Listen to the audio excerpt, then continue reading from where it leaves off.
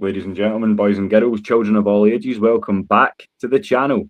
So be you Clydeside, Stateside, worldwide, it's time to rise up, get Falcon set and prepare to stoop, because we're going to entertain you for the next couple of hours here on the Scottish Falcons show, episode 54, and we have a hell of a lot to talk about. Tonight is essentially the fallout from the draft. Couple of bits of staffing news as well. But before I do any of that stuff, I'm going to throw it over to my left, to my co-host with the most, Dynamo Des. And how are you tonight, mate? I know you had a bit of a traffic jam getting home, but you're looking in better spirits now.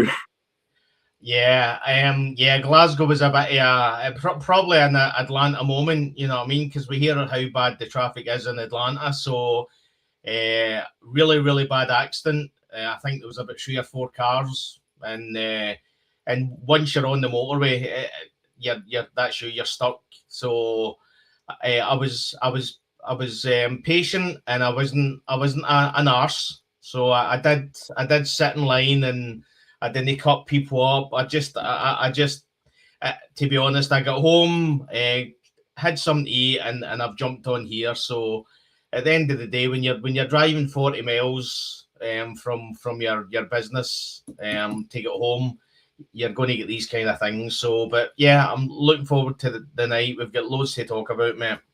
Well, shout out to you, brother. You always seem to get here just in the nick of time. So I'm thankful to have you as always. And as we say, before we get into the draft itself, and that will be the bulk of the show tonight, because I think Des and I are still kind of running on fumes from that. So as such, we'll get through the boring part, or maybe not so boring part, depending on what side of the game you choose to delve into. But we've got some updates in terms of staffing now. So first off, the Falcons have hired former Eagles executive Bryce Johnson. He's going to be our new SVP of football operations, as well as our personnel executive. So what's going to basically happen is he's going to be in charge of cap room and player negotiations as well. So there you go. Bryce will be coming in place of the departing Chris Olsen, who we got obviously some years back from Houston. He will be moving on as well. And we've got some comments here from Coach Cunningham as well, just obviously stating what Bryce brings to the table there. Just let me bring that up for you real quick. Okay, so yeah, Ian Cunningham on the hire of Bryce Johnson. He's an outstanding professional and someone I know well from our time together in Philadelphia. I saw firsthand his ability to combine long-term vision with a disciplined approach, which is, for me, a lot of good things to hear. Des, obviously, I know that he's made a good amount of deals and allowed Philadelphia to accrue quite a bit of talent over the last few years. And around the league, it has been discussed as a bit of a coup of sorts, picking him up. So, are you familiar with some of his work over in Philly, and how do you feel about the hire, and obviously the continuity again of someone that Cunningham's worked with up? Yeah, I think he's perfect. Yeah, I mean, I know a bit of his work, the Super Bowl win. So I don't think it's coincidence that Ian Cunningham is going to his former employers, and bringing what he thinks is the best people from that organisation. So I mean, we're at this point where there's going to be a lot of hires, and there's going to be a lot of people that we don't know much about. Well, and we're at a point where we just need to trust Ian Cunningham. And if we trust Ian Cunningham, he's away. If we trust Ian Cunningham, we just need to see the way it goes. What I would say is, I think I'm conscious of the fact that literally as soon as you could get Chris Olsen out the door, Chris Olsen was gone. So again, from my point of view, the way I look at it is it's obviously shown that Ian Cunningham's got his own guys in mind, and literally as soon as effectively the draft was over, he started putting his own people in place. I know they brought in a scout as well, Keith Errol.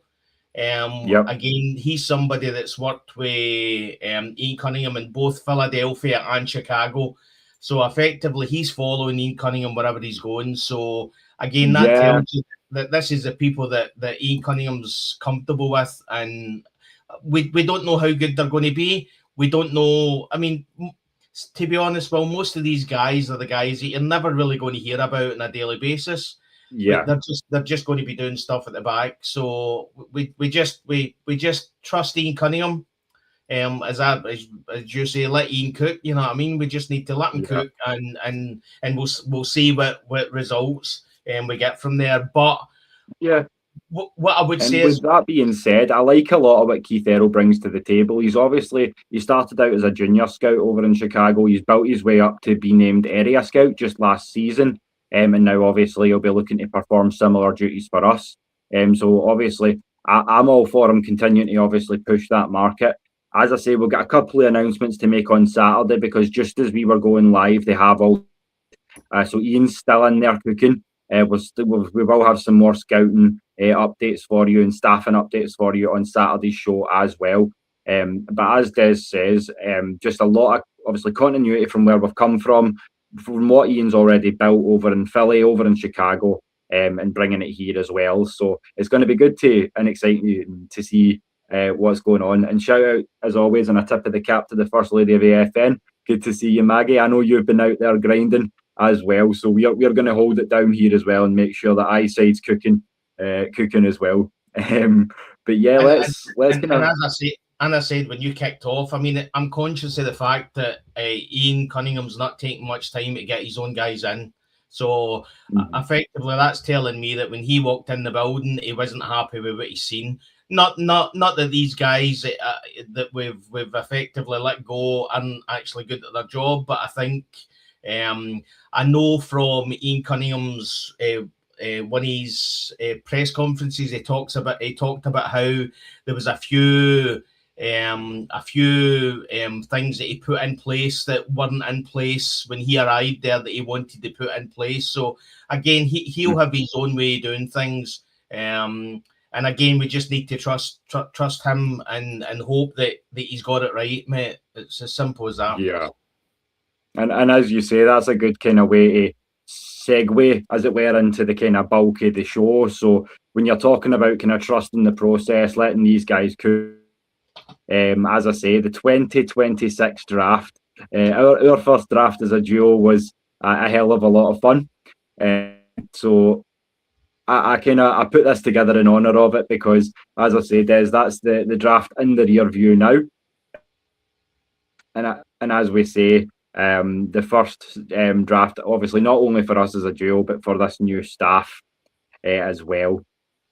And then obviously on top of that, I'd like to welcome, I'm sure you would as well, Des, the new 2026 class, all 6 guys, showing flashes of what they can be in the pros, and obviously convince this staff to take them. So we'll break them down one at a time for you, and just obviously let you know what we see for those guys there as well. And the pictures are playing silly buggers with me, so you will have to bear with me. But we'll get there. So yeah, as I say, when you're talking about the rookies, we had round 2, pick 48 overall, which we used on Avion Terrell, a younger brother of AJ out of Clemson, cornerback there. And as you say, you can't really get a much more wonderful story than that. From Westlake to Clemson, and now all the way up to the pros. Although I hear, and we will be telling you pretty soon about the new jersey numbers, because that 20 is now out of date. Yeah. But yeah, 12. But as I say, a lot of good times there probably, and a few more good times to come, we hope. And then obviously when you're talking about stats for Avion Terrell, Des, just this year alone, 12 games, 30 solo tackles, 48 total, 4.5 TFLs, 3 sacks, 9 pass deflections, with 5 forced fumbles and a fumble recovery. For me, what I like about him and what stands out most is his ability as a blitzer. A 91.4 pass rush grade on a corner is just pretty exceptional. But I also like what he gives you in flexibility as to he can be your slot corner option or your outside guy. But it does also give me a little bit of concern as to where Mike Hughes / Billy Bowman fit into the equation. But as I say, not just for the narrative and the storyline, but also for the player that he is, I think that's a fantastic pick and well worth number 48, because I had him up in the 30s in terms of true value. So how do you feel about that one, Des? Well, I went back. Daniel Jeremiah had him as his 22nd overall player, and we got him at 48. So when you look at that, yeah, I mean, what I would say is the speed's there. The speed is there. Yeah.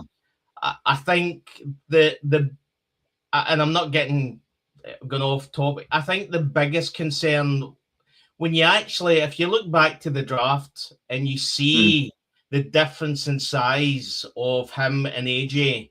Now, bearing in mind, he's only 22, so he's going to, once he gets in that weight room, once he gets all the guys in the Falcons effectively giving them his dietary sheets and all that kind of stuff, he's going to bulk up. He's going to put on some really good weight, good muscle weight, you know what I mean? But the biggest concern I've got just now is that if you look at him and AJ side by side, that, as I say, the speed's there, and that's phenomenal. His speed, his past breakups, I think there was a statistic I seen. It was number 3 in college football for past breakups.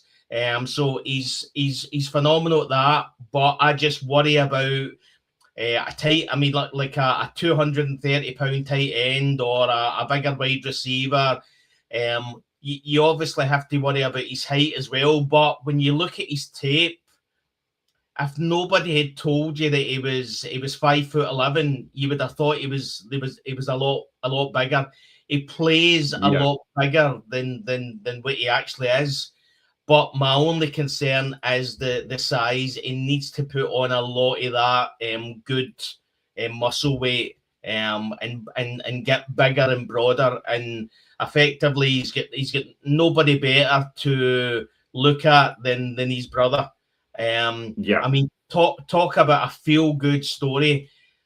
I spoke about it probably about a month and a half ago when we had a discussion, when I said I would just love if Avon Terrell was there at 48, but nobody. It was an off-the-cuff remark because nobody assumed that he was going to drop to 48th, and to be honest, effectively, when you look at the draft, I just don't think cornerbacks was a big need in this draft for a lot of teams. I think he was only he the only third cornerback took? I think he was, Yes. And so, I mean, the names that were flying off, there was as many safeties almost as there was corners, which is quite rare as well. And I feel like that's something that we're going to say a few times going over this class is I can't believe he was here at this pick. And again, I feel like we cooked on day 2 especially because the guy we'll get on to once we're finished talking about Terrell is much in that same category.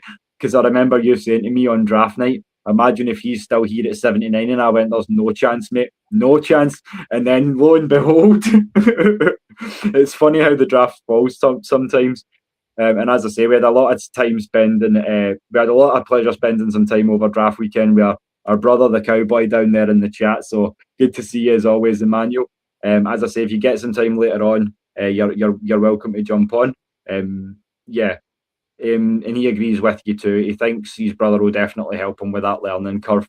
And I agree. He has presence beyond these pounds, so to speak. But if he puts more on that frame, as you say, Des, then he's only going to be more of a terrifying prospect, especially when he's rushing or blitzing. And Ulbrich likes to mix up those blitz packages as well.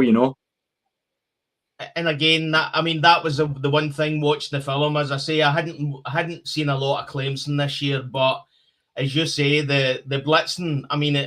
Clemson used them really, really well, and the speed is there. And to be honest, as I said, although I'm questioning his size, when he was going in against the O-line guys, he was getting his way. So I don't know. What I would say is that the common word I felt I seen from a lot of these drafts was versatility, a lot of versatility, and a lot of guys that again, Avion, he's played at nickel, you know what I mean? So as you said, it's a case that I think Mike Hughes, I've said this probably 4 or 5 times in other shows. I think we save $4.5 million in the cap if we let him go. We release him. I think post June the 1st. So for that point of view, it would be a good saving. You look at the guys we've got. I mean, I think Billy Bowman, I think if he keeps healthy, he's going to be a major part of that, of the backs. So for sure. You're at a point where, and again, this is a benefit, and maybe it's a bad thing, but this is a benefit of having a first year staffing, because they get the first year free. Whatever anybody says, after Blank isn't up there saying to Matt Ryan, if we don't get the playoffs this year, yous are all gone. You know what I mean? Kevin Stefanski will get a few years. Ian Cunningham will get a few years. So it's effectively, it's a free year for these guys. And I think what Ian is looking at, and again, it was highlighted in the draft, a lot of younger players, 21, 22. So he's saying, you know, I'm bringing these players in. What we've got on the roster just now is good. But as he said, draft, develop, retain. So this is his plan going forward, getting these young guys in the locker room, developing them. And again, if anybody out there is saying that Avion Terrell is the final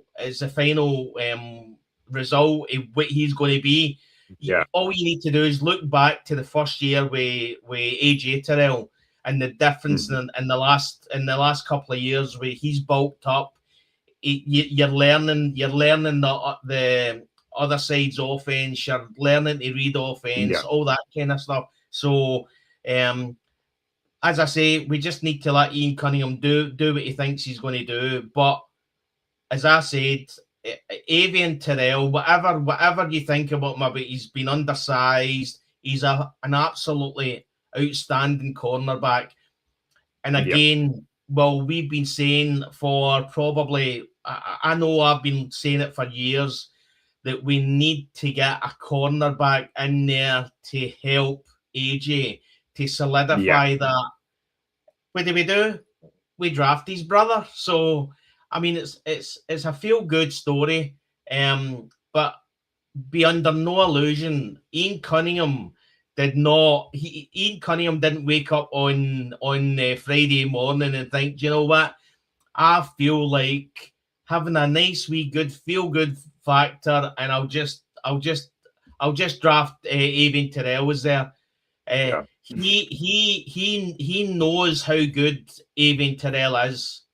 And that was the reason why he made flashes of being a first round talent for me, Des. I think I said it to you just in the run up to the draft. I went, if we can get him at 48, it would be fantastic, because I view him as a borderline, like somewhere in that 20 to 40 range. So could be tail end of the first, maybe top of the second, but he was right in that mix. And a great point from Emmanuel as well. And it's one of the problems you love to have is that when camp hits, you're going to have Avion versus Kobe Bryant, and that's another guy when you're talking about depth pieces. It's definitely a nice option to have, because I feel like Kobe can play outside again. He can give you options in the slot. So again, it makes me feel like for the $4.5 million, as you say, Des, of savings that you would get, I feel like Mike Hughes is slowly becoming a surplus to the requirement, especially if Bowman comes back and hits the way we hope he can. So and then of course you add into the mix, you've still got DeMarco Helms as well, who can do some things and some stuff. So I mean, it's the best kind of problems to have, and it's going to be camp rolls around for sure. And that's kind of just the first pick, and we were excited. So I mean, as I say, day 2, I don't think I could give any less than an A+, because it's just saying what we were able to do. And then again in round 3 here, we were able to double down, stay in state, and get a homegrown talent and wide receiver out of the University of Georgia, Zachariah Branch. Now, you were talking about speed, inside, outside versatility, and that gives you this in abundance. As I say, again, not the biggest guy, and that's going to that did put some teams off. But as I say, speed, his hands are more than going to make up for that, as well as his versatility as a weapon. I feel like he's also going to give Jahan Dotson some breathe. Oh, he's gone. Yeah. I'll say about Zachariah Branch. I think the thing that surprised me, I know we didn't have a first round pick, but I mean, I could easily say that even Terrell should have been a first round pick. So whether we got him in the first round or we got him in the second round, he's a first round. I mean, Daniel Jeremiah said that he's a first round caliber corner. So we get him in the second round. I know a lot of people, including me, were mocking Zachariah Branch to us in the second round. And again, most people didn't believe that Zachariah Branch was going to fall to the third round. And he falls to the third round, which is fantastic. And I think probably on the two picks, the best thing about the two picks is that we didn't give up any draft places to actually get him. In fact, had we not the third round? Was it the third round we drafted back? Well, so that's right. I think we drafted back, got Zachariah Branch, and got another, was it a 6th round pick? So again, that tells you that Ian Cunningham's just a wee bit different than Terry Fontenot. I mean, if you look back historically, Terry Fontenot used to always, every second round, he would move up in the second round, give away a 5th or a 6th round pick, and I mean, he done it with Rukarororo.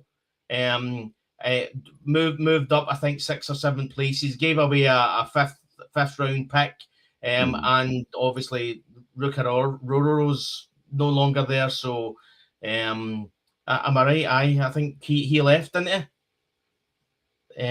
To be honest, there's been that many players in and out that I'm kind of lost on some of them. So I think you as well. Yeah, and I feel like when you... Yeah, he's gone again. So I'll just go back to Zachariah Branch. Thing I love about Zachariah Branch is his speed. Effectively, if nobody says to you that he was a wide receiver, he's almost like a hybrid running back wide receiver. That's what he looks like. His yards after catch is phenomenal. What I would say is, again, Ian Cunningham looks at the size, or a lot of the general managers have looked at the size and thought, well, he's a wide receiver. I think he's 5'9", 5'10". So again, really, really small for a wide receiver. But I would say that if you've got Drake London and you've got Kyle Pitts, you really effectively don't need a big, wide-bodied, tall, lanky wide receiver. All you really need is, as a lot of us have been asking for, is speed. And I get that speed. We're hoping that Tua is going to come in and start tossing the ball everywhere. I don't know. I don't think we've had an update on Michael Penix Jr. For a wee while. So last time we heard from Michael Penix Jr., it said that he was hoping to be ready for training camp. So again, we'll need to see if that's the case. But Zachariah Branch just gives us a wee bit of a different dimension when it comes to the wide receiver side. I remember watching when I was looking at some of my mock drafts and some of the draft picks that I picked Zachariah Branch, and I looked back, and there was one player that I said looked really similar to, and don't hold me with this, but looked really similar to Bijan. The way he moved when he was close to defenders, he was quite. He had the jink, as I would say. And again, I think he gives us a wee bit of a different dimension when it comes to the wide receiver role. Again, if you look at how we've used Bijan in the past, used Bijan with effectively like a yard, literally showing the ball to the side. Bijan grabs the ball and runs. Where I think that's probably the way that they're going to use Zachariah Branch. I'm hoping that Will's going to be on soon, but if not, I'll keep going and we'll talk about it. So I'm just going to get the banner up, the media up, and we'll look at the other players. So again, Kendall Daniels. So I'm just going to go over. So he was linebacker out of Oklahoma, and he was 134th pick. Now looking at him, so he's 6'5", 242 pounds, and a 4.76 40-yard dash. So for the size of him, the speed is there. And the way I looked at him, I've wrote down intelligence, power, size, and physicality. He did say that he had a lot of meetings with the Falcons, spent time at safety, and then changed to outside linebacker, and actually played some Mike and Will as well. So effectively, this is where the versatility comes in. His words in his interview was that there's some big tight ends in the league, and I'm a bigger guy. So he also said he can handle O-line men. And again, he then says in his interview, if you didn't know what position I play, you wouldn't be able to tell by watching the film. So again, this is where this versatility comes out. I'm just going to go to my count, if I've got it, yeah. So again, scouting, he had held quite a few meetings with the Atlanta Falcons. Again, highly physical and versatile. So again, for somebody, the one thing I would say is that, are you back on, Milt? I'm back. Did you move on to Kendall Daniels now? Yeah, I jumped on to Kendall Daniels, just talking about the interview and everything. So again, the thing I love about Ian Cunningham is that he's, if anybody had told you the positions that we needed to fill, you would have said cornerback, wide receiver, and probably linebacker was one of maybe linebacker and nose tackle was there. So yeah, effectively, I understand the best player available, but I think where we've got these guys, I think it's good quality in the positions. Only to be seen, but I did say that Kendall Daniels, 6'5", 242 pound, Will, 4.76 40-yard dash. So again, you've got other stats on him as well. Yeah, what I liked a lot is, and this is something we'll shout out when we are talking about the other linebacker later on. But again, versatility is a word we're going to say a lot, and I feel like this is somebody who you can plug and play anywhere. Given that he's a converted safety, his stats look a little bit all over the place, but they read very, very well. So in 54 career games, 4 years as an Oklahoma State Cowboy, and then his senior year at the Sooners, he amassed 180 solo tackles, 293 total, 31 and a half of those for loss, 7.5 sacks, 16 pass deflections, 2 forced fumbles, 3 fumble recoveries, and 5 picks.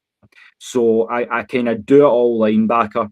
His play recognition can be borderline off the charts at times.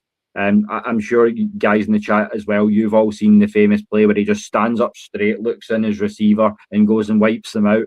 That was impressive, and it's not the only time he did that.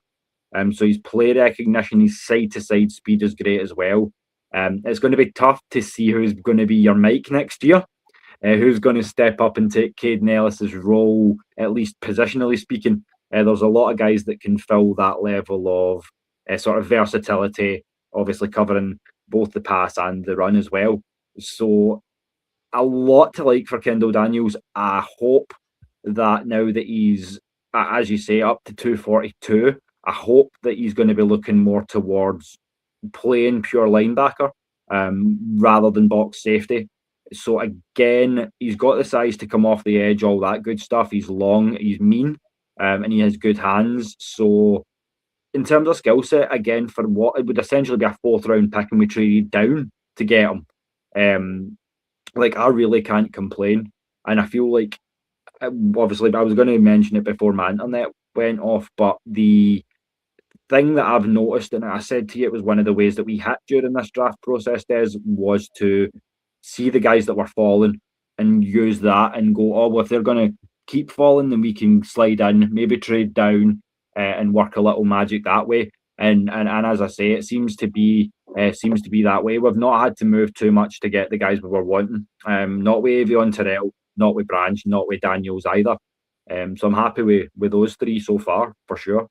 I mean, I think the other thing to look at as well is that the information that they've got is spot on, because you don't phone AJ Terrell 3 or 4 picks before your pick and effectively tell him that if Avian's there, they're going to pick them. They're going to pick him. They have been spot on, and they've looked at that board and known that Avian was not going to get picked by any of the teams before him. So, and again, like that, there's no Ian Cunningham's really patient. Again, we've seen this in Chicago when I think Ryan Poles was going to go up and get Romadunze, and effectively Ian Cunningham just said, "No, chill, just let it fall. He'll come to us."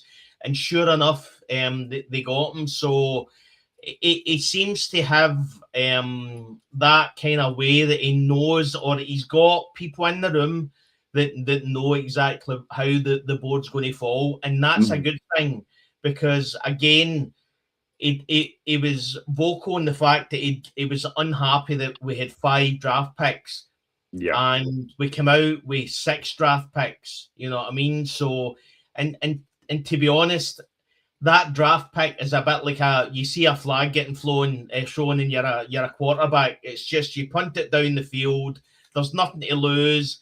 If it's a touchdown, you win. If it's not, you've not lost anything. Yeah, he's the same. It's a case that we got that pick for nothing. So if it works, it works. If it doesn't, it doesn't. It doesn't really matter to us. So, their notes and their knowledge seems to be on par. And as I say, the one thing we probably were frustrated with Terry Fontenot is his inability to be patient. It was always a case that he wanted every time in the second round, he wanted to move up, and he wanted to move up. And it didn't always work for us. You know what I mean? So, but again, linebacker we badly need, because Caden Ellis retired. So effectively he's retired from the game. So obviously we needed somebody in there to fill the space. Obviously Troy Anderson, you just don't know what you're going to get from Troy Anderson. You know what I mean? So and I feel like that's why I never really even considered him a trade piece, because the other teams in the league wouldn't know what they were getting with Troy Anderson either.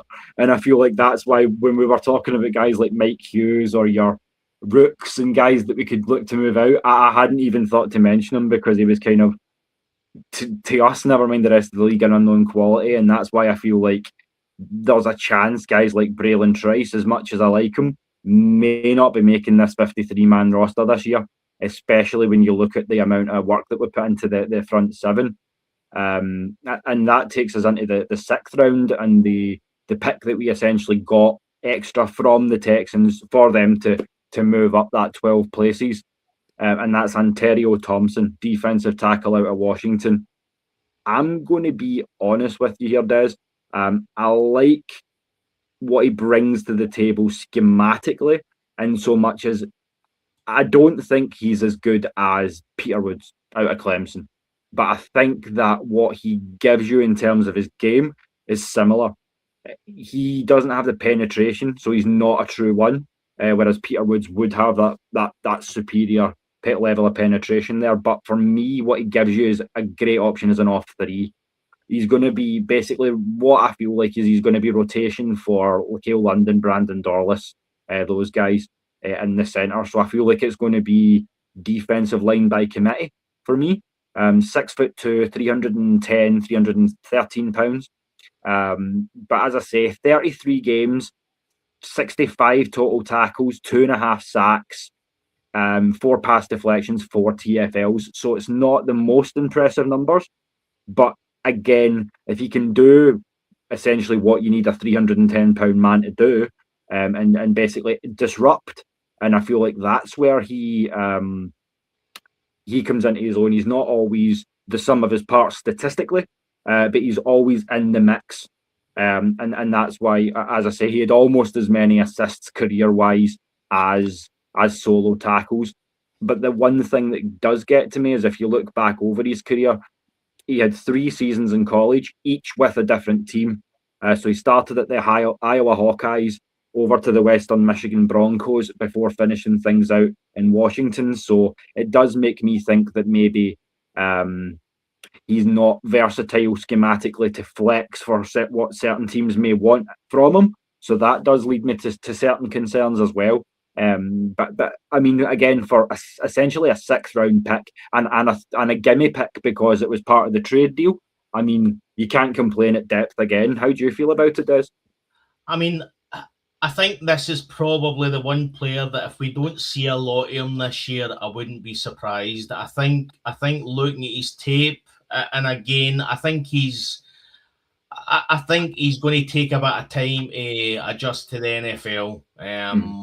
I mean, Nate Ollie loves him, so effectively they had quite a few meetings together, done FaceTime. So obviously Nate Ollie sees in them something. So I mean, I would say that his draft call was probably the funniest because it literally in the first 30 or 40 seconds the call, you can I mean, he's literally saying this is a prank call. I actually put on Twitter, is it Jack's Ulbricht's Ulbricht? I effectively say Jack Ulbricht has got a lot to answer for, because Ontario Thompson literally was listening to that for about 40. He said that when he finally heard Nate Ollie's voice, he knew it was real. And then he talks to Nate Ollie, goes to Jeff Ulbricht, and then goes to Matt Ryan. And again, this is the benefit of having somebody like Matt Ryan in the building. That Ontario Thompson was in awe when Matt Ryan came on the phone to him. He literally said, "Oh my, I'm talking to Matt Ryan." It's like that. Whatever you say, bearing in mind these guys are making quite a bit of cash in college football. They're making a good bit of nil money. So effectively, it's different to it was maybe 4 or 5 years ago, where these guys are coming in to play hard and make their money. Some of these guys have made a couple of million already. Even guys that you've probably never heard, they're making their cash in the college football. But when you then hear he's talking to Matt Ryan, it gives you a feel good moment. And he was talking about he was shaking. And again, that's a nice thing. But I would say if there's anybody that was drafted for their potential, and I know everybody gets drafted for their potential, but if there's anybody that I think has been drafted as maybe a more medium to long-term answer, this is a guy. What do you think? I'd agree. I feel like, again, he's a lot of his ceiling is going to come from all his coaching. As I say, I don't think he's had sustained coaching at any level. 3 years of college, 3 different schools means that he's not really had one definitive system. So now that he's coming in at least on like a 4-year rookie minimum, and he's got time to work with Ollie, I'm excited to see like what he's got, because as I say, he reads nose tackle. Again, he may need to put on an extra £10 there to get that 320 range, but I mean, he's a little shorter, his arms aren't the longest, but Nate Ollie's skilled enough to be able to compensate for these things. So I feel like, of all the picks, he would definitely be the most sort of future, most likely to be futured, I would say. But I like athletically what he presents. So yeah, I mean, again, I hope all success for him. I mean, I hope he does anchor the line, but I feel like at this point, with it coming off a 7-sack season, especially for Dorless, it's going to be hard to work his way in. But I see him in rotation for sure right off the bat. But again, that's how I'm saying that this is probably medium and long term. Again, if you go back, just jump back to the second round pick. If you look at Avian Terrell, I mean, Avian Terrell's 22. I think there's 7 years, but effectively that it's just under 7 years. AJ Terrell's 28, so effectively, if AJ lasts another 3 or 4 years, you know what I mean. Avion will be 26 at that point, so he'll be coming into his own. Hopefully, AJ lasts a bit longer than that. And again, the one thing that I keep on saying in my brain is Ian Cunningham saying draft, develop, and retain. So these are the kind of guys that unless these guys come in and go off in one and effectively show us something that none of us believe that we're going to see, these are the kind of guys that are the depth pieces. These are the guys that we need them to be. We don't need them to be exceptional. We just need them to be good, great, and again, it's depth piece. We just need rotation and to be able to bring in the right guys, which again historically we've not had. With the defense, we've dealt with that in the last couple of drafts, but again, you see the ins and outs that happened this year, how quickly that defense and that D line can be spread thin. You know what I mean? Looking at Ontario Thompson, the one thing I would say, looking at his tape, and I've put is his violence on the field. He's quite and again, this is something that when you look back to most of the players, they just seem to have that chip on the shoulder. If you look at every single one of them, they just seem to be like they're better than what they've been projected. They've never got the start that they should be getting. There's been injuries, and again, I spoke about this, and we spoke about this in one of our pre-draft shows, that effectively, if Ian Cunningham, the best thing that Ian Cunningham can do, and what he probably wants to do, is he wants to look at the players that are going to drop for a reason. Avian, and again, I'm not going off on a tangent, but Avian Terrell dropped because he had a hamstring injury at his pro day. And again, still ran the 40. And it was slower than some scouts wanted, and they've dropped him down their board. You know what I mean? And again, you look at this, they all seem to have this chip on the shoulder. Again, Zachariah Branch, I mean, his statistics at Georgia is phenomenal. I mean, like, what, 17-6, just under 1,700 yards last year. And he falls to where we picked. Yeah. You know, I mean, it's pretty crazy looking it up. And I mean, it's not just the fact that he's such a good receiver. I mean, just this year alone, 81 catches for 811 yards and 6 touchdowns.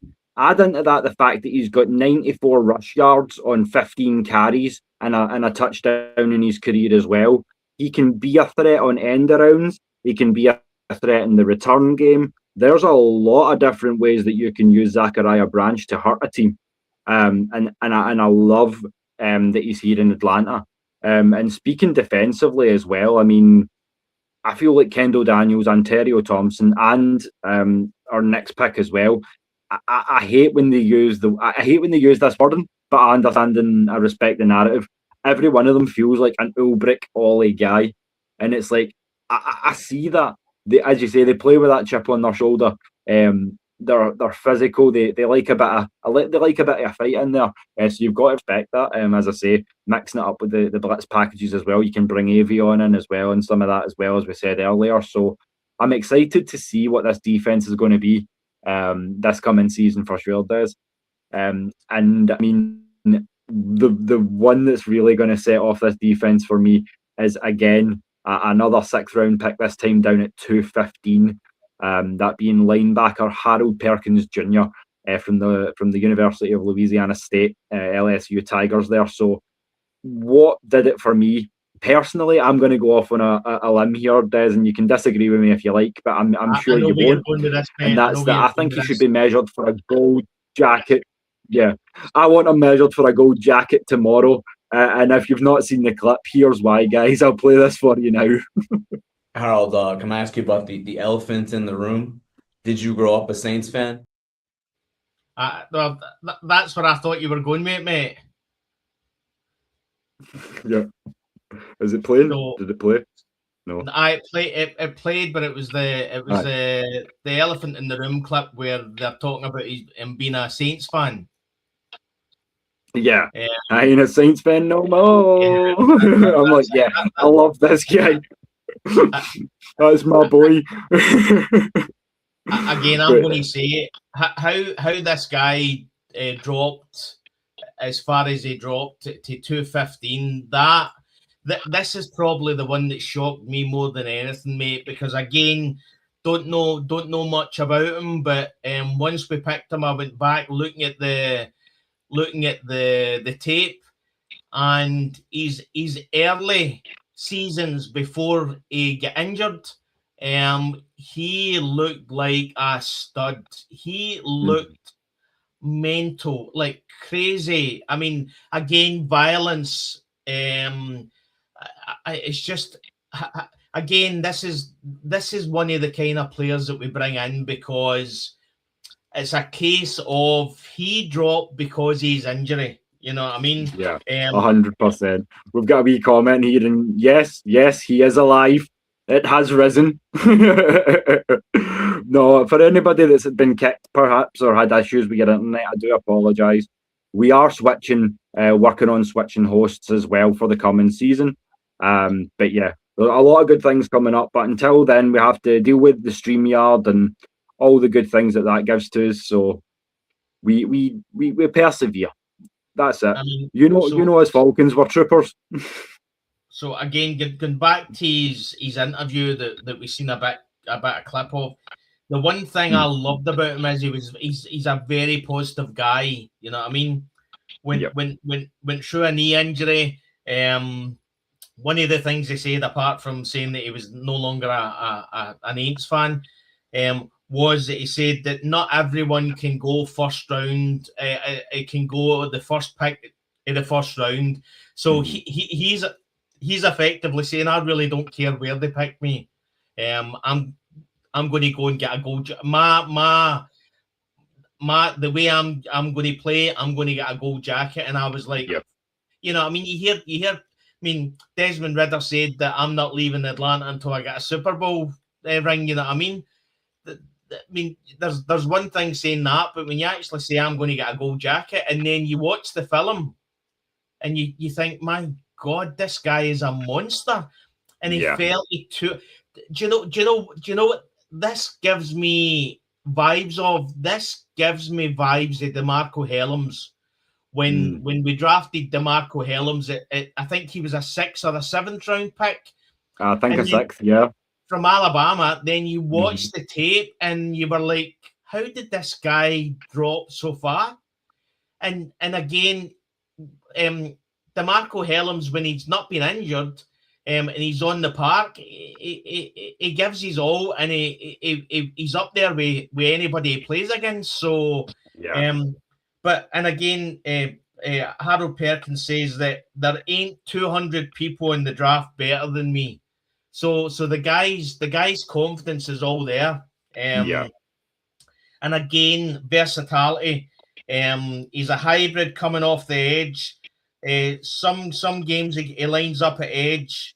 And again, effectively, if there's any player that you think, what player has been brought in to replace Caden Ellis, this is a guy. This is a guy that's been brought in, because if you watch his tape, there's times where he is lining up at edge, and he's literally sacking the quarterback. So, I mean, I'm just looking at his if I can get his notes up, what his size is. So again, while you're doing that, I will shout out the career stats here. So again, similarly to what we were saying for earlier on for Daniels, you get a lot of that with Perkins as well. I feel like he's more suited, as you say, Des, to being a straight up replacement for Caden Ellis, but it gives you a lot of different things. As we say here, 220 combined tackles, 35.5 TFLs, 17 sacks, 10 pass deflections, 8 forced fumbles, 2 recoveries, and 5 picks. And all of that coming in the SEC, playing for LSU. It's not like this is a small school guy putting up those numbers. So, yeah, again, he's fallen because he wasn't 100%. Perhaps quite yet, obviously, same with Avion, but I said to you before, I'll say it again, Des, the way we hit in this draft is we take advantage of where other teams miss. And I feel like this is arguably the biggest steal of the draft, certainly one of them. Yeah. Especially when you think, I mean, we were getting ready to call it a night at this point. 2:15, we were like, all right, we're starting to wind down. That gave us a last little jolt to get us over the hump, I tell you that much, because, yeah, this kid is a stud. I mean, he's effectively 6'1", 223 pounds, but I'll tell you what, you actually watch his tape, and again, he plays bigger than that, and again, it's all violence. I mean, just again, if you go back and look at the tape and watch him coming off the edge, I mean, see if we'd have drafted this guy and says we were putting him at edge, I'd have been like, right, okay, not go for it. So again, Jeff Ulbrich is looking at these guys and saying to himself, this is what I want. You know that Jeff Ulbrich will already have had these guys, where he's going to have them, how he's going to play them. So again, what I would say is that probably the biggest letdown of the full draft was the actual draft. The media coming out and giving their draft ratings. Oh, yeah. I mean, we've got just one sample of that to talk about, but I mean, we can talk about it in general as well after we cover the last pick. But I mean, some of those, I was just like, you cannot be for real here. Like, I know we like to kind of have a bit of a joke and a laugh about how the media will give Atlanta no love, but there does like genuinely seem to be like they're trying to piss us off. Listen, I don't know I've been to America a few times, but I can honestly say that there must be certain parts of America where when everybody had their fifth birthday party, that some guy ran in, kicked the cake over, told him he was for Atlanta, and ran out the door. Because this media, I mean, I put out a tweet, and again, we're going off in a tangent, but I put out a tweet that Ty Simpson, who a lot of the guys were drafting as a possible late first round, early second round, he gets picked by the Rams at number 13, right? His coach sat in a media meeting and looked as if somebody had set his house on fire, right? And effectively, nothing gets said. not only that, but you're drafting a quarterback when your quarterback is the current league MVP and he's got a Super Bowl ring. Yeah. Right. So Right. you then look back when we and I know we'd only signed Kirk Cousins to that contract, but the media knew it was a 2-year contract. It was a 2-year $90 million contract, right? Yeah.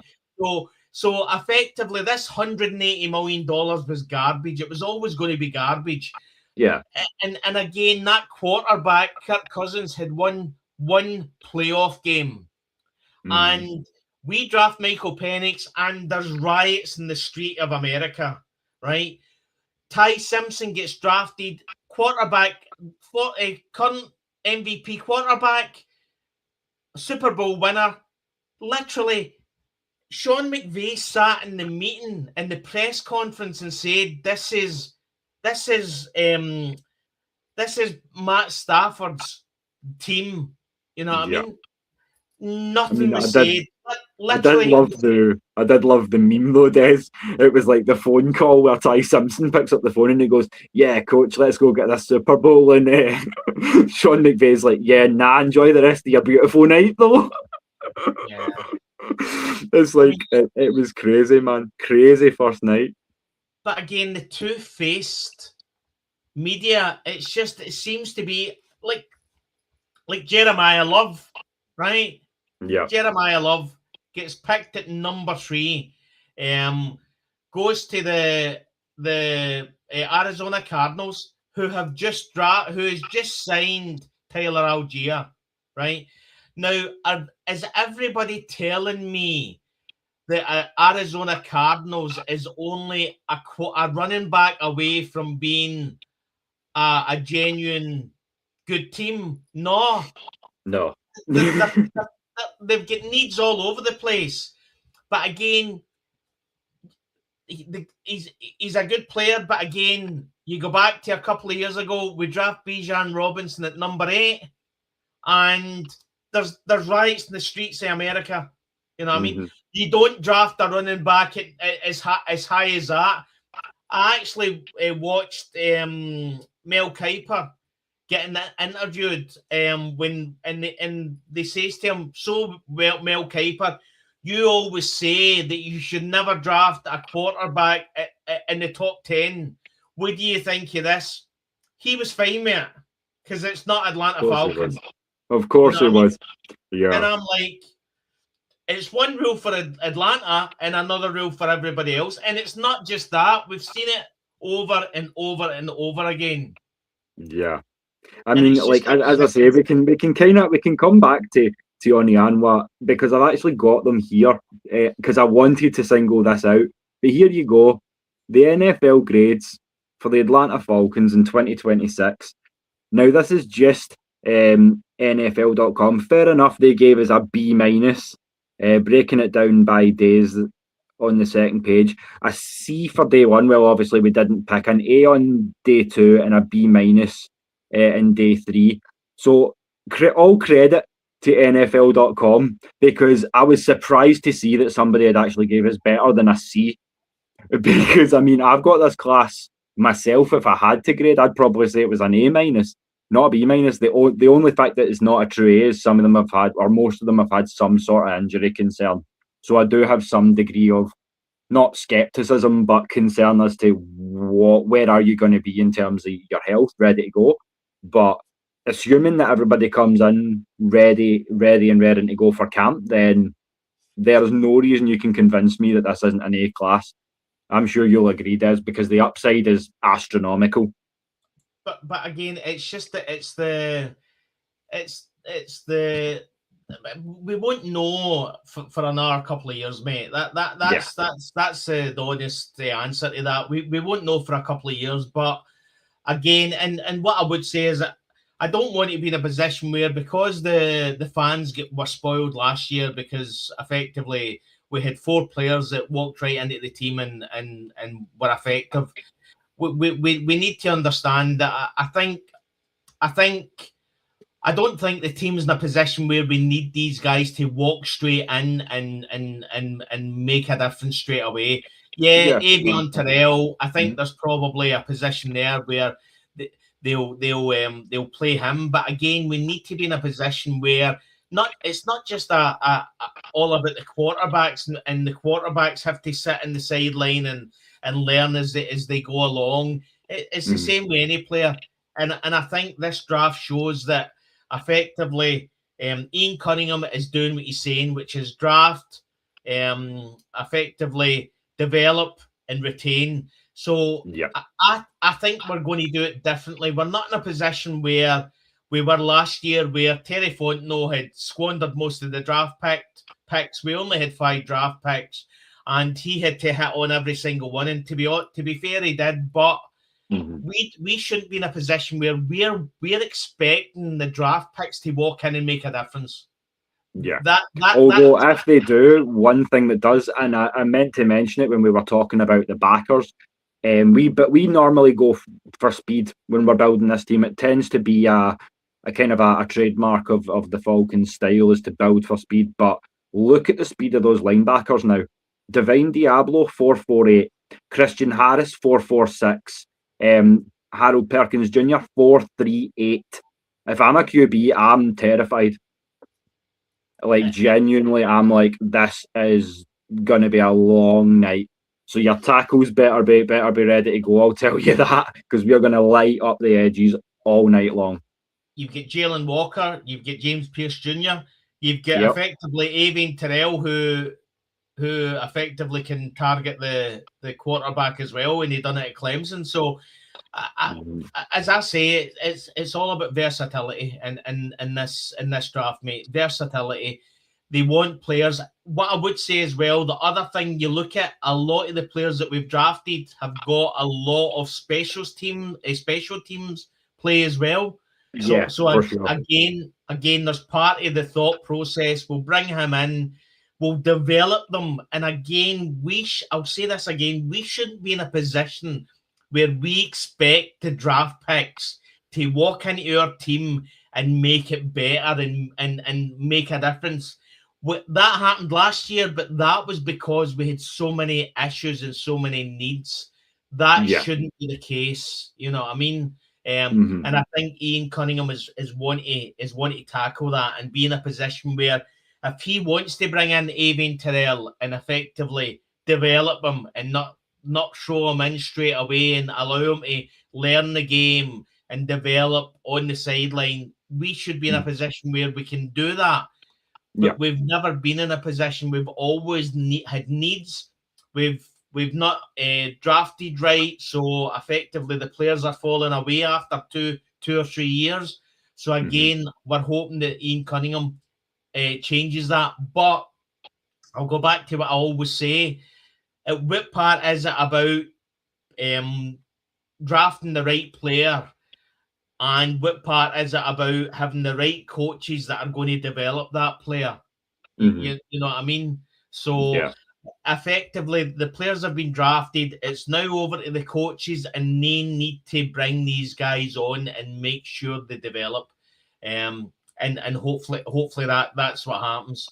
Yep, I do hope so, because I mean, I feel like I really enjoyed last year's class, don't get me wrong, but given that we said that the biggest position, not even positions I need, but the biggest like ethos to this draft was we have to get deeper, we have to have more rotation, we need to have guys that can fill in if people get hurt, so they're flexible. And I feel like we've hit the nail on the head with every single one of these picks, including our last one, which we'll talk about just before we get into obviously rookie numbers and UDFAs and all that good stuff. But that being Ethan Onianwa. So pick 231, 7th round, just before Des and I called it a weekend, and then I feel like slept for about what must have been about 28 hours. It feels like. It was Ethan Onianwa, so offensive tackle out of Ohio State, and I have an overview here. I put this one out to the machine because, you know, much like our Falcons, offensive linemen don't tend to get a lot of love, at least statistically. So I put it out and I asked what are we getting here with Ethan Onianwa? So, based on available data, he was a 3-year starter at Rice at left tackle. He allowed in 2024 just 1 sack on 294 pass blocking snaps. Before that, as a freshman and a sophomore, he gave up a total of 13 sacks while starting 25 consecutive games as a true freshman and as a sophomore. And then into 2025, he allowed no sacks, no QB hits, no pressures. Although his action was limited, he only had 96 pass rush snaps during last season. So again, a guy who's had injury woes in his collegiate career, but again, a guy who, I mean, that last season sounded nice. I know it was only 96 snaps, but no pressures, no hits, no sacks. Is the kind of stuff you love to hear. And add into the mix that I think he's around about 318, maybe 6'7". So he's a big boy as well. No, he's 6'6", 333 pounds. Ah, well, there you go. He's a big boy. Again, when we hear about when we hear about the transfer portal, and you always hear it with the guys that you'd never heard before that comes in from maybe a team like Rice, and go to Ohio State. He was brought in as a starter, and for whatever reason, he just didn't become a starter. So, but again, I've got some stats as well. So, his size, so he's 90th percentile for weight and wingspan among NFL tackles. So he's nearly 6'7", 333 pounds. His arm length is 34 and 3/8. His wingspan is 6'11" and 3/8. And his hand size is just under a 10. And it says that his numbers reflect power rather than speed. So his 40-yard dash was 5.21 seconds. His 10-yard split, which is probably the one that you look at, is 1.84 seconds. His vertical jump was 30 inches. His broad jump was 8'4". Bench press was 24 reps. His 20-yard shuttle was 4.69 seconds. That is impressive for a guy that size. Yeah, and his free cone drill was 7.9 seconds. So, effectively, he's a big boy. What I would say as well, the biggest thing that I learned was he's intelligent. So, he was doing bioengineering and sociology major at Rice. Wow. So effectively, the guy knows what he's talking about. It also says that it looks as if the Falcons are probably looking at putting him as a guard. So I like that because a lot of his motions and things on the highlight film that I was watching, in particular, they had a lot of them. He was playing tackle, but a lot of them were pulls, swings, and motions. And I'm like, this guy's not a tackle. He's a swing guard. Not that that's a bad thing at all, because I mean, a 6'6", 330-pound swing guard is a pretty terrifying thing. And I feel like, as you say, he's got the quick feet that he could maybe pull that off.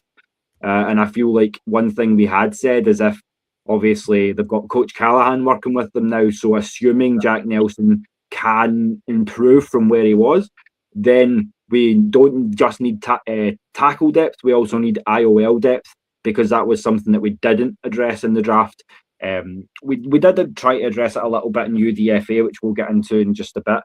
There's a couple of guys that look quite interesting in that class as well.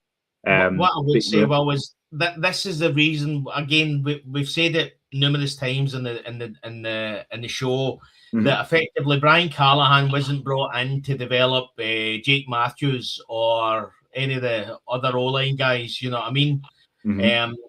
That this is the kind of guy that Brian Callahan was brought in to go after, to develop. And again, the one thing you see from the draft calls and all that as well is they're getting all the coaches involved, which is great.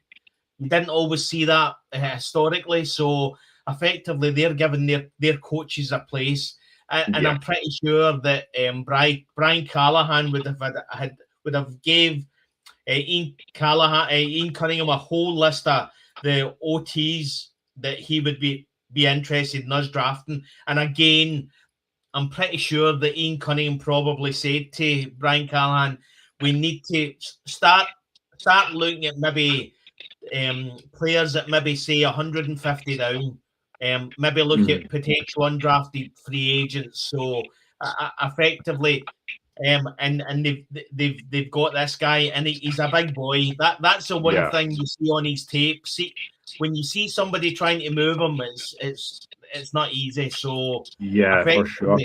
That's what surprised me too. The drawback of Jack Nelson. I don't know if maybe he wasn't 100% rookie year. I don't know if it was an adjustment to the speed of the pro game, but I found myself asking it sometimes. I'm like, this isn't a player from Middle Tennessee or Eastern Michigan. This boy was a Wisconsin Badger, so he knows how to play against good defenses. But I mean, as I say, now that you've got a good coach that's going to be there for hopefully a good tenure that can get behind these lads, I want to see how the offensive line unit improves. And I think throwing Ethan Onianwa, as I say, big body, quick feet, good brain for the game as well. So I'm looking forward to seeing what he can do. And as I say, I feel the only reason he fell was limited tape of his senior year, given the injury and of course the transfer status as well. And shout out to our Celtic brethren there, Floyd. Good to see you back on. As I say, you were holding things down for us down in the chat as well. Plenty during draft week. So I know you've seen all this good stuff firsthand as well, but we're just breaking it down for all the family. And if you're going to be watching the Falcons, as we know you all are this season, then you're going to want to know who to look for. So the next little section we've got is just a little shout out to each of the jersey numbers that the gentlemen have selected for this coming. Start at the top of the class again with Avion Terrell, who will be taking jersey number 12. Then we have Zachariah Branch taking number 17. Kendall Daniels will be taking number 53. Ontario Thompson will be taking number 98. Harold Perkins Jr., I love this one, Des, will be following in the footsteps of Keith Brooking and Sean Weatherspoon, wearing the old 5'6". And then, as I say, finishing it out with Ethan Onianwa, who will be taking number 75. So if you're looking for the rookies, that's how you find them. And I did find it fun myself that old 56 is getting dusted off again. I know. I mean, some of the numbers are crazy, mate. You know what I mean? Like Avion Terrell, I mean, a cornerback number 12. It's just, it's crazy. Well, maybe he can become our GOAT, man. You just never ever know. Yeah. As I say, I'm happy with the draft. There was only so much we could do with 6 picks.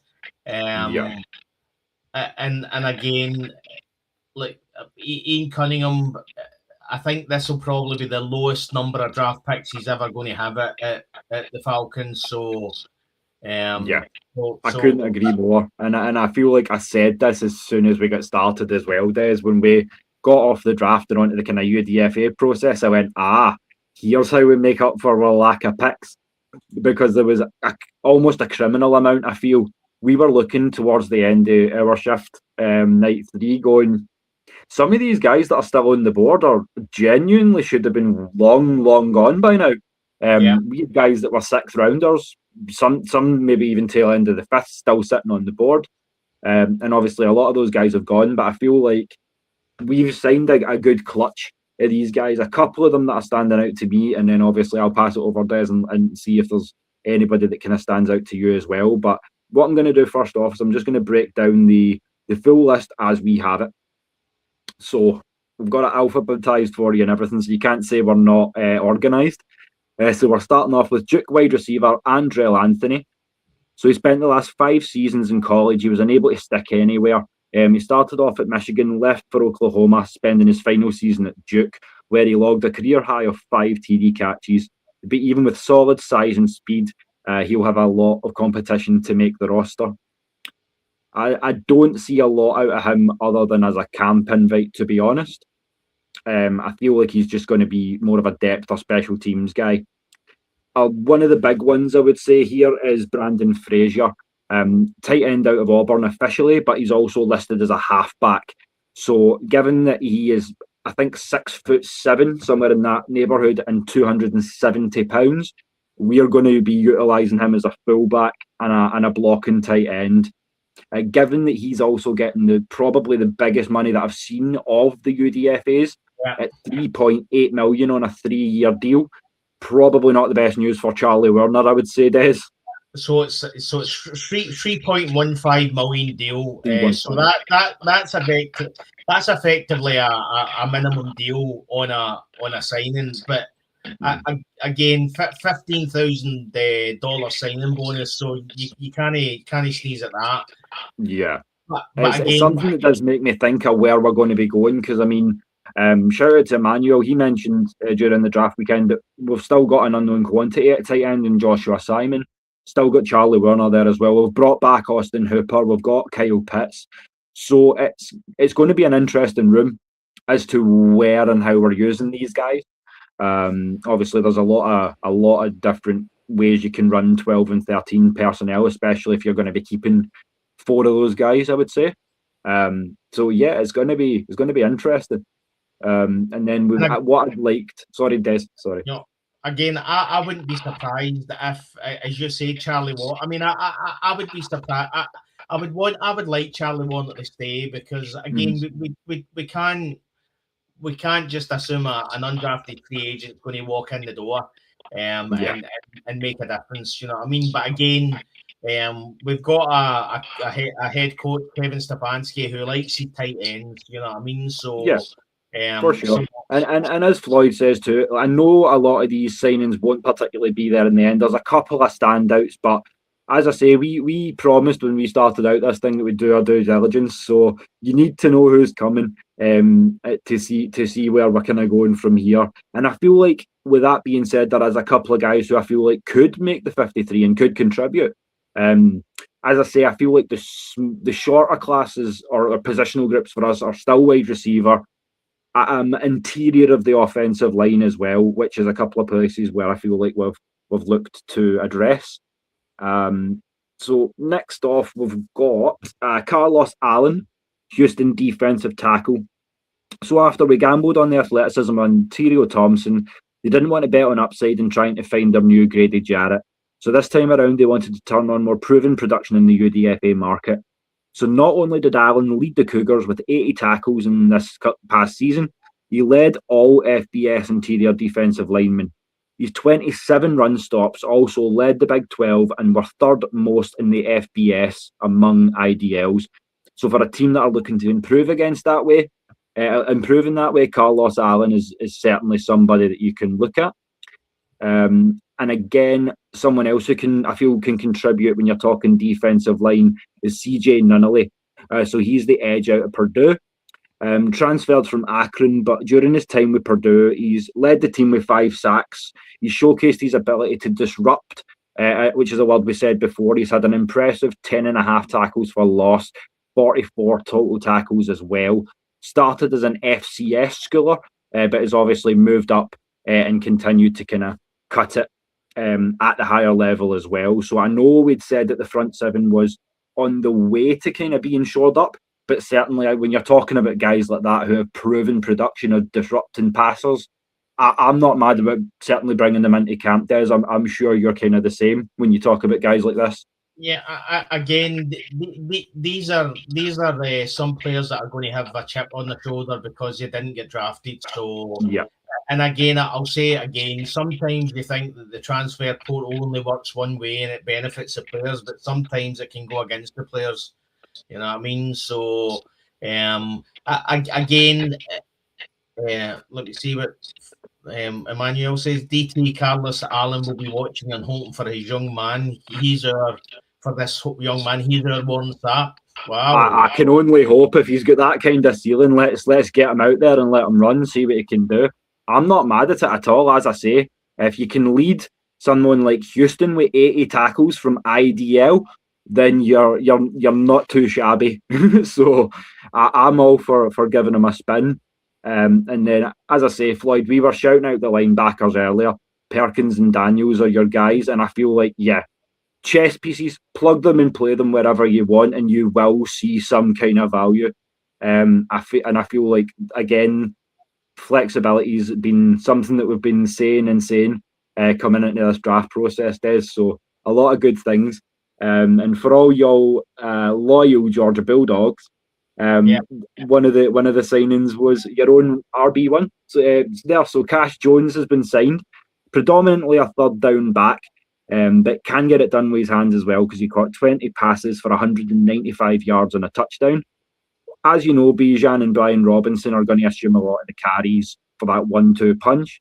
But it sounds like he's in a good spot to compete with Nate Carter for the RB3 spot. Or, additionally, as I say, he's in that size bracket to where I feel like he can contribute as a returner as well, which is something we've said about Nate Carter as well. Throw them back, let them try. And now, obviously, we've got Zachariah Branch as well. So we've got a few different options, and I like, as you say, with this whole class, that they have the ability to have efficacy on special teams as well. Because you know, and I know last season we spent a lot of time complaining about special teams and the inadequacies that we showed there. One of the most ones for me, because of how nuanced Tua would be, assuming he is your starting quarterback, is we've signed a guy who we did have in for a top 30 visit, and Jack Strand, quarterback out of Minnesota Moorhead. And he's an interesting one. 6'4", about 205 pounds. Strong arm, like very, very strong arm. I don't know if he's going to beat out Trevor Siemian. To be honest, I don't. My hopes for him aren't high, but he's again, it's going to be interesting to see what he can do. He's away. I actually watched again D2 player Jack Strand. I actually had never heard of this boy. I had never actually heard of Minnesota State Moorhead as a college. So had a wee look at his tape, and yeah, to be honest, you can't really tell in a D2 college, but he's got a really good, powerful arm, and obviously the Falcons have seen something, and again, it's a case of bringing him in. I mean, as the guy said in the chat, some of these guys are getting brought in really just for training camp, but what I would say is probably, I mean, just walking away, going back to Cash Jones, I think Cash Jones, out of every undrafted free agent, is probably the one that I would put as having the best chance to actually making this roster. I honestly think that he, when you watch his tape, he's, again, the one thing I would say is whether you're used sparingly or not, you don't come out of Georgia without being a good player. So I think he's got the best chance of development an actual a good team player. Jack Strand, and you're talking about Simmons as well. I mean, effectively, you want to have a decent veteran there, but when you've got Penix and you've got Tua, effectively you need to be in a position where you've got somebody else there. Tua's been injury prone, so is Penix, so you can't really bring Jack Strand in and expect him to be starting anytime soon. You know what I mean? It's a case that he's brought in to develop, see what we can do, and see if we can see if there is something there. But what I would say is that the one thing I'm going to say about I mean, it's hard enough for some of these players that are quarterbacks that have been drafted to actually make it. I mean, it's even tougher for a quarterback that's undrafted to make it. So, but watching his tape, yeah, he's got a phenomenal arm. What did you see, Will? I'm still having some issues on this side. I can't get the picture down. Just bear with me, Des. A wee second, Yeah. or if you want to pull that down. I'll take What it I down, would mate. probably do is just, I'll go, yep, and I'll rattle I've lost the rest of the free agent list as well. So, as we say, a lot of those guys probably aren't going to make the roster. But we also had Jack Velling, tight end, coming in as well. We also offered a couple of rookie mini-camp invites as well. So those were to Nyland Greens back out at Georgia Tech. And there was also one offered to another receiver, Vinny. I forget the name because the picks have gone now, out of Miami. But he's one who's another interesting return option as well. So I think like there's 3 or 4 guys, as we say, Des, that can maybe compete for roster spots. But what we will do in the meantime is obviously we're getting ready for camp here in Scotland, so we are trying to do due diligence to make sure we're starting to kind of cut things down to our 53-minute man rosters and see, right, where are we going to be when this season rolls around. And obviously I know that Des wants to shift into some baseball as well, because until football season kicks back in, that's kind of where he is with everything. But I feel like on Saturday what we're going to do for you is we're going to talk about this rookie mini-camp, who to expect, what to expect. Thank you, Floyd. Vinny Anthony, that's the very boy. I feel like he's going to do a lot for you again as a slot option, or potentially, as I say, returning the ball as well. Des, if it's okay with you, just due to technical issues and things like that, now that we've finished the UDFAs, what we would do, because we've got the staff and news covered as well, apart from these new scouts, is we would ask you that you let us go and do our due diligence and update you on Saturday with that as well. So what I will do is, before I do get the chance to wind things down, is I would remind you that the SF Sports that we've been shouting you out to is no more. So Des and I will be staying together. We will be pushing out into other sports, as we say, just under a new moniker. So you will now be able to catch us after the game in the locker room. So if you want to go and give us a subscribe on there, that's where you'll be catching all our baseball, basketball, wrestling, and all our other wicked ends, college football, all that good stuff as well. But as I say, we will be back on Saturday. Apologies again for any issues throughout the show, but we have tried to obviously break down how we felt about this draft class and let you know the warts and all. As I say, sometimes you don't want to hear it, but you need to hear it. So we've tried to be as diplomatic as possible, but it's hard to be when you're this hype, isn't it, Des? Absolutely. As I say, I think the full draft class has been, again, we won't know for a wee while, but I think you can see the reasons why they've been drafted. So I'll leave it at that. And in a lot of cases, I feel like yeah, you can agree with that. And Floyd, basically, you summed it up in one word, and it's what this team strives to be. We're built for speed. We're Falcons. We're the fastest birds in the air and the fastest team in the south. So I think we're kind of striving to stick to that. Playoffs, if healthy. Oh, I don't want to jinx it. We'll leave it in written form. I'm not going to speak it into existence, but you just never ever know. But yeah, we thank you for your patience with all the trouble that StreamYard's been causing us. Des, I apologise to you as well, and thank you for holding my back during this one. We will double down on Saturday and see you all again. But until then, just remember how much we love our ATL. Tip of the cap as always. And remember that pain is international, passion is international, bad internet is international, because I've seen that number go up and down. But as I say, thank you for keeping it Celtic with us. So Des, until Saturday, my brother, thank you again. People in the chat, much love. But until Saturday, we're out. Thanks, guys. Thanks, guys.